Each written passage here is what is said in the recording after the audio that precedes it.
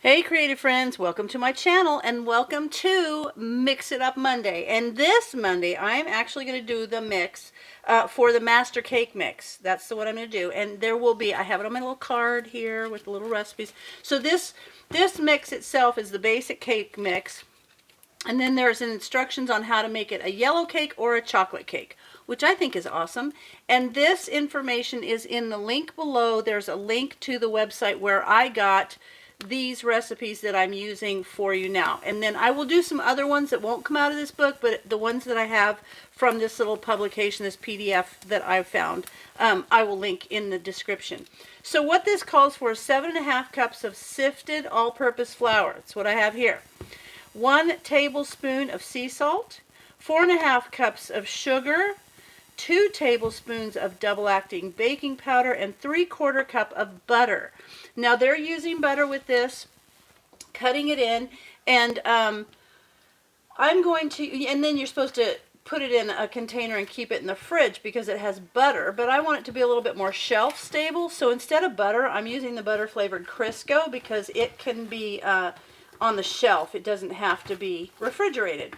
So I'm going to use that. Now this mix itself will make, I want to say, it will make 3 cakes. So not bad to stand here and put this together and then have everything ready for 3 cakes, just to add a few little extra things like cocoa to turn it into a chocolate cake or whatever. So what I simply have to do with this is mix all the dry ingredients together and make sure they're well mixed, and then cut in the 3/4 cup of the butter flavored Crisco, which you would normally, if you wanted to, you would use butter, but that's the only change that I'm making, and that's only because I want to make sure that I can put some of this in a jar on my pantry shelf. I will put, you divide it down into 3 different containers, so I will put 2 of the containers, I'm going to put 2 batches of it in zip top bags in the freezer, but I like to have one on my pantry shelf just so that when I open my pantry in my kitchen I can pop in there and grab one, and I may not think about it if I, out of sight, out of mind kind of thing. So I'm going to go ahead and keep mixing this, and then I'll start cutting in the Crisco. And it's pretty simple when you to make this. Like for the yellow cake mix, you're going to put eggs and stuff in. It's just like typical, like when you buy a cake mix at the store and it tells you to go home and put eggs and oil in it. That's the same thing. So for that, you would put, for this one, for the yellow cake mix, you're going to add oil, eggs, milk, and vanilla. And for the chocolate, clearly, you're going to add all those things, and a little bit different with the eggs, but then you'll add some cocoa too and make it a chocolate cake. So pretty simple to have this, and I like the idea. It'll make 2 8-inch rounds or 1 13 by 9, so each one of these. So this will be 3 different cakes. So there we have that. Now I've got that well mixed. Let me get around the bottom, make sure it's out of the corners of this.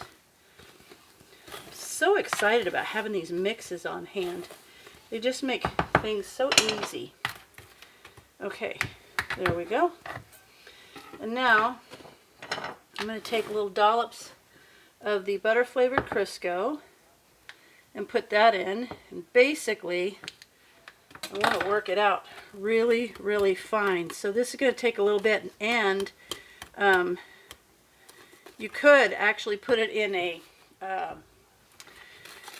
some sort of a processor, like a blender or one of those Cuisinart things, and make it so that it's super fine. Just do it a few cups of this, maybe 2 cups of this with the butter, but I'm just going to cut it in this way. So I'm going to keep working on this, and when it comes back and it's super finely mixed in, then I'll show you what it looks like.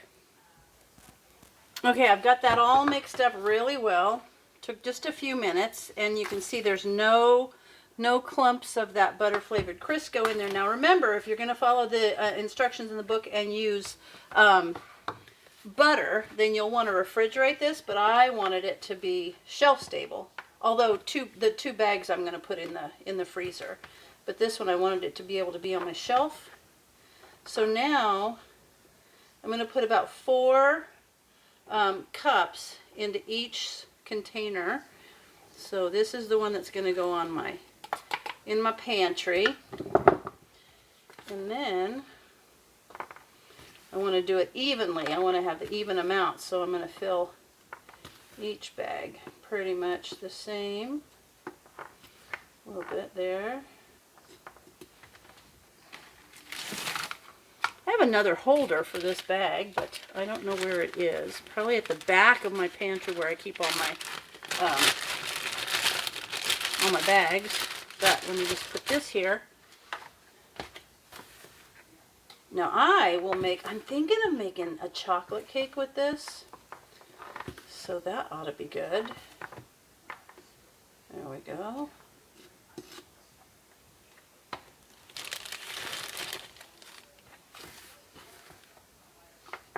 And I don't want to scoop the measuring cup through the mix because it'll press it down, and you want it to be you want it kind of light. You don't want it pressed down. So there's that one.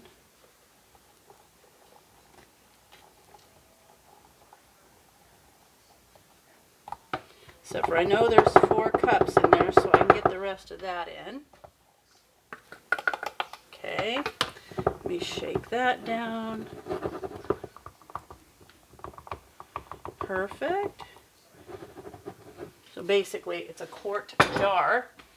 Use your 4 cups. And let me put the rest of these, because this is a 2-cup measure that I have here. So this will work out just right.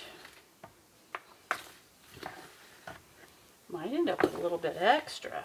Then I'll just split it between the bags. Maybe top off the top of my little quart jar a little bit. Okay. Approximately 4 cups in a container. So there'll be a little bit extra apparently. And I'll just top these off with it.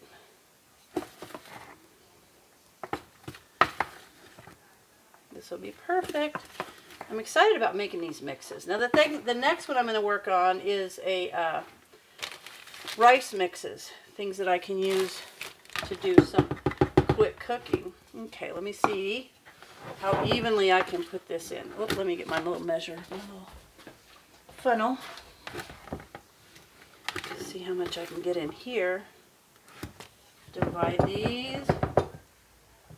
Okay. That's good.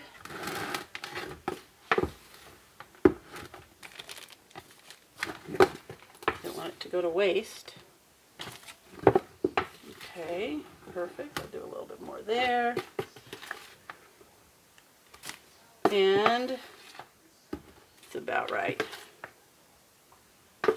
Okay, perfect. I don't want to waste any. All right. There you have it. And now I have my little cake mix that I can put on the shelf. And I have my little cards to go on there to show how to make the 2 different kinds of mixes. And I'm going to put a flat top on here and vacuum seal it so that that can stay in my pantry. And then these 2 will go in the freezer. And I can pull those out. So there you have it. Master cake mix. And there we go.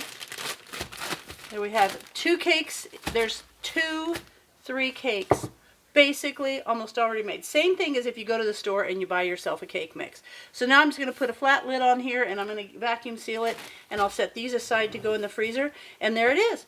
I hope you guys give it a try. Let me know how you like it, and as always, thanks for watching, and I'll see you in my next video.